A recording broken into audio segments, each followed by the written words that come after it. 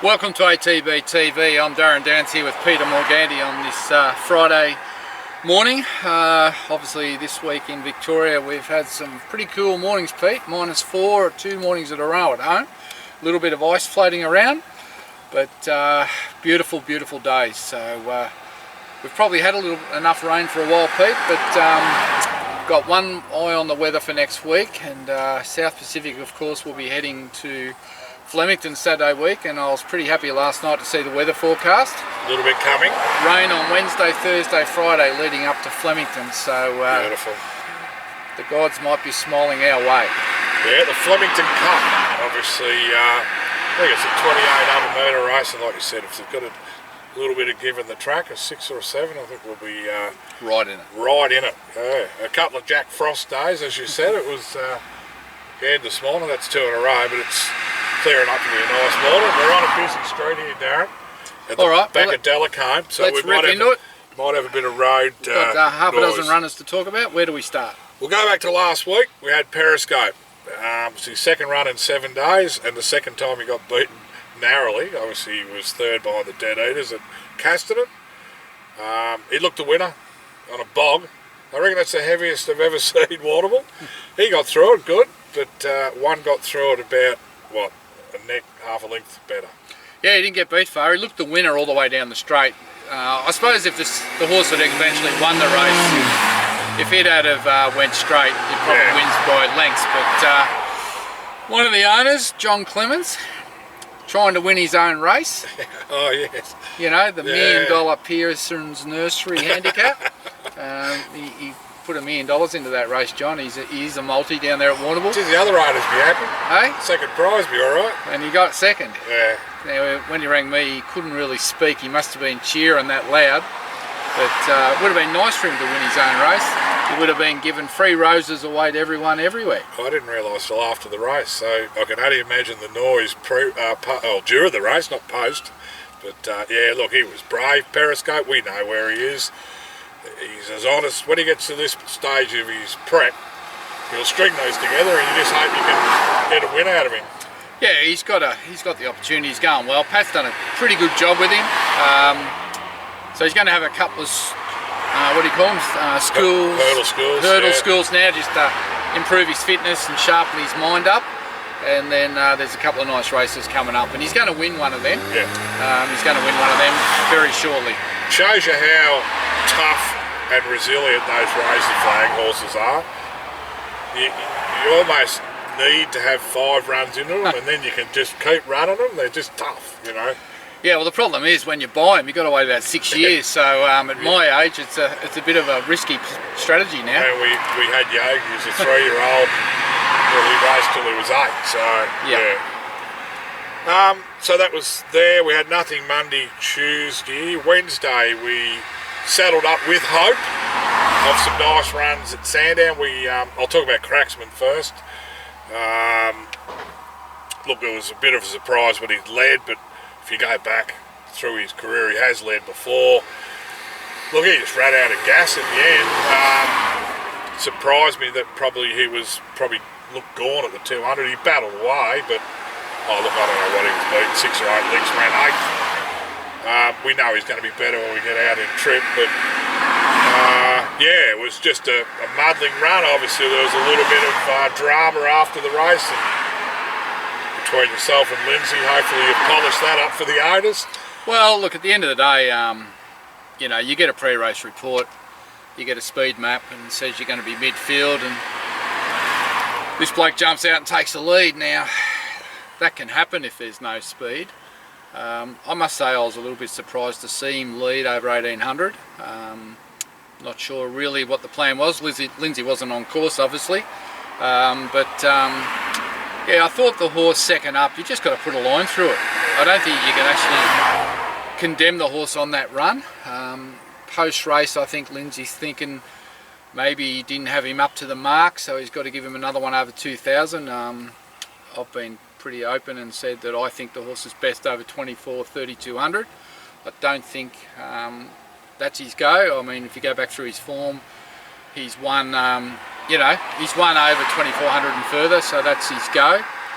But look, to be honest, one thing I'm not going to tolerate on behalf of the owners is any rider that doesn't have the decency to come over and talk to the owners after the races.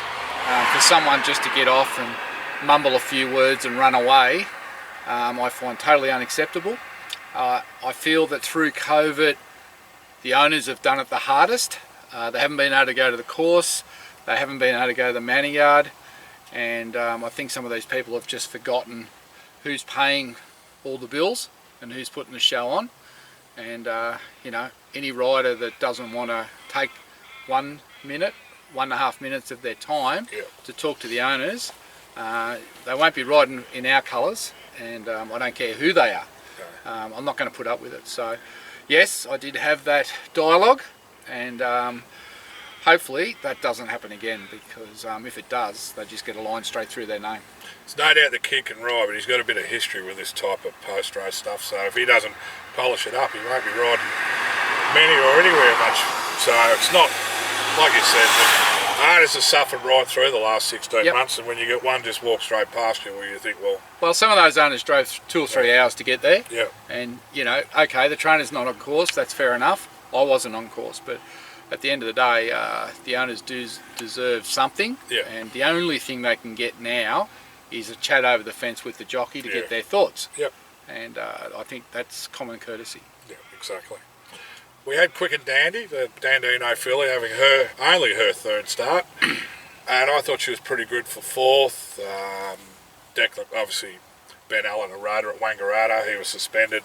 Declan Bates followed the favourite, which was Jamie Carr. You probably couldn't latch on the back of a better horse. It was about $2.40. Didn't drag him in, did it? No, it didn't take her far enough, quick enough, I think, early enough. Disappointing. Then she had to get off the back of it, and she fought on again when the horse come to her outside, which is a good sign that it's a sign that she's still immature, but a good sign that she wants to do it. So I don't know, the first 2 horses got away a little bit, but she was only hunted out a third by a neck or so, and seemed to be really hard to make ground there on Wednesday. And it's funny for the hillside too. Yeah, it was. It just seemed hard for him to run on. But I thought to finish 4th in town at a first go, probably off a 4-week let up, probably okay. As I said, I think Declan expected the odds on, or the even money favourite, to really drag him into the race, and it didn't happen. And then he had to go around. You expect she'd be still under a hold at the time. Yeah, it just didn't work out. And I thought battled away okay, but I think it really shows now you've got to get her out to 2,000. Yeah. I mean, if it was an 1800, you'd take that, but I think she could step straight to 2,000. Straight to 2,000, yeah. But, you know, it would have been nice for Dandino to have a placing in town. But it'd be nice to get a winner in town. But he won't be far away. She won't be far away wherever she goes. Yesterday, Cranbourne, we were all a little bit excited about our Fastnet Rock Choco Rock. Yep.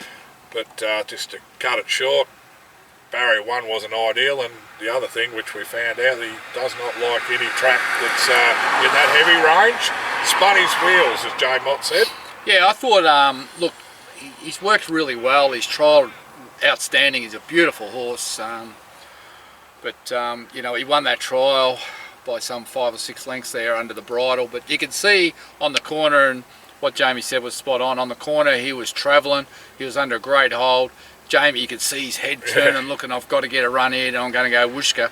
But as soon as he let him off the bridle, the leg started to spin everywhere and he got unbalanced, and he was really, really ordinary late. But as he said, if that had been a firmer track, he would have just let down and went bang. So to his credit, John's not mucked around. He sent the horse back to me this morning. I think the truck pulled in at 6 a.m.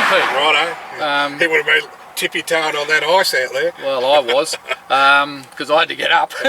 But look, he'll have a month off and he'll be set for the spring. In the second half of the spring, when we got firmer tracks. He's a high-quality animal. He's probably one of the better horses we've got. But yesterday, it just all fell apart on the heavy. Now, some fastnets handle it, some don't. Until you let them go under race pressure, you don't know.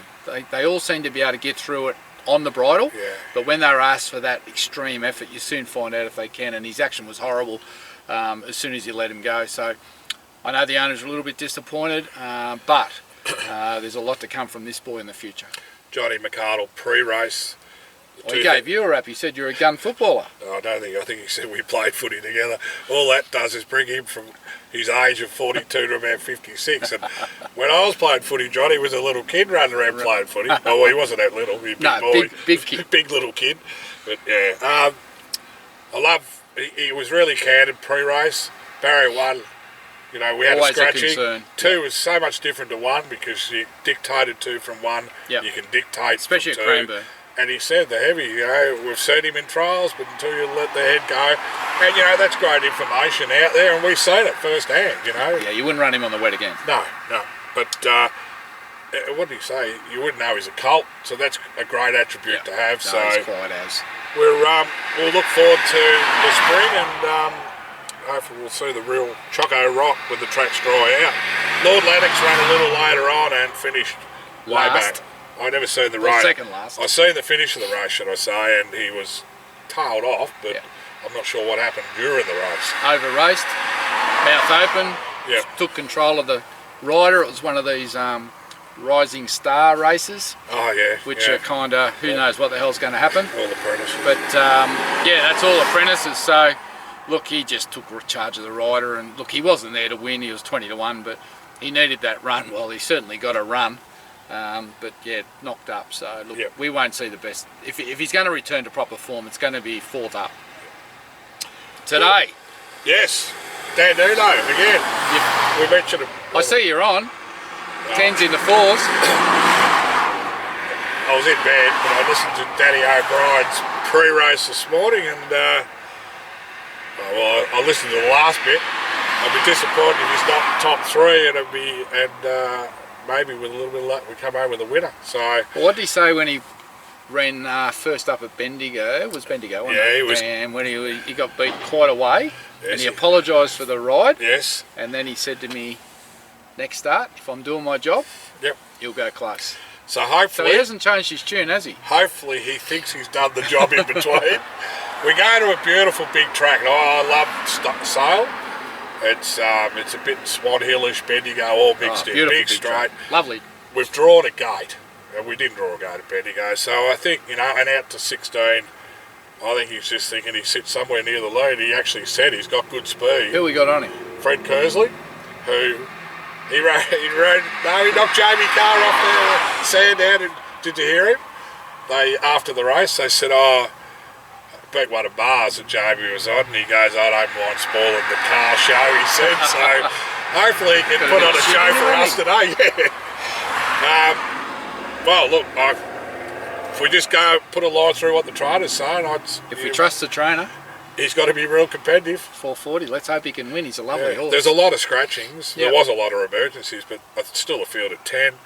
There's a Snowden horse and a couple others, but they got synthetic and mixed maiden form. It's hard to line it up, isn't it? Yeah, I mean, you look at our form, you go, 9th or whatever, but, you know, the horse was 4 wide the trip. We started to work these Dandinos out that until they get to a mile, they're not going to be winning. No, and, you know, we've had one win 2nd up, Quick and Dandy, thinking WA won 2nd up, so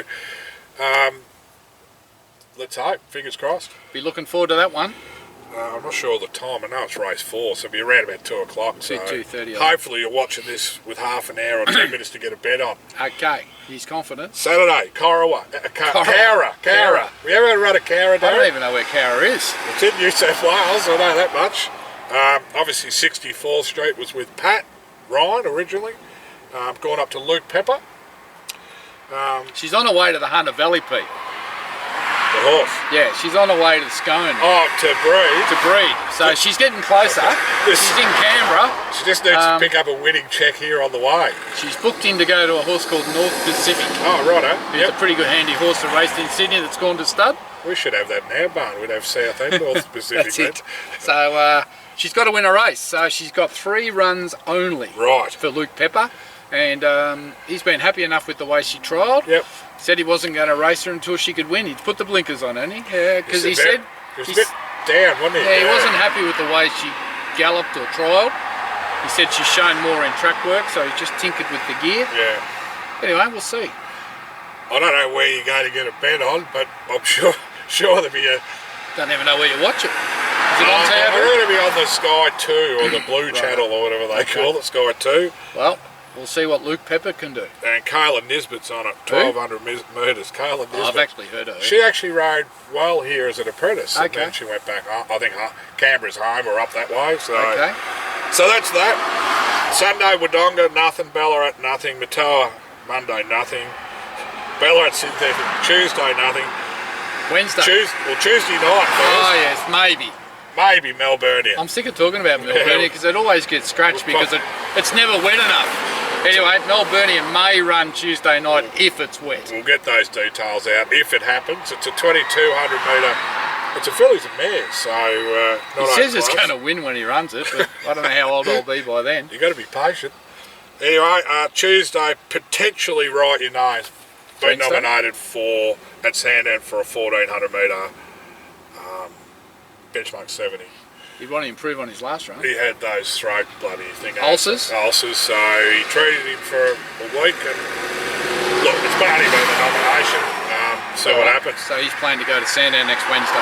And that's it. And there's a list of about 24 horses in work, Darren, that haven't run this preparation. Well, they're all warming up, getting ready, so There's some good names there. I think once we get into August, there's going to be a heap going around. August, September will be really busy. Yeah. Some first starters and some horses that have only had a couple of starts. There's a lot of horses in work when you look at that list. A couple of our old guns in Serious Suspect and Looking forward to Serious Suspect, Hasseltoff, Steinem. Yep. No, there's a whole heap of horses there coming back. An Irishman, a Dandyman. But they shouldn't be running in this time of year. It's very difficult on these tracks. Yeah. Unless they're wet trackers, it's very, very difficult to get them going. And some of these horses are only having fitness runs warming up for those I was going to say, dry days. and you look at those names, they're coming through their training now. You get a month and hopefully we're out, well, we mightn't be, but you would think that we're out through the worst of winter. Yeah, the weeks. day's getting longer. It starts to dry out a bit. Yep.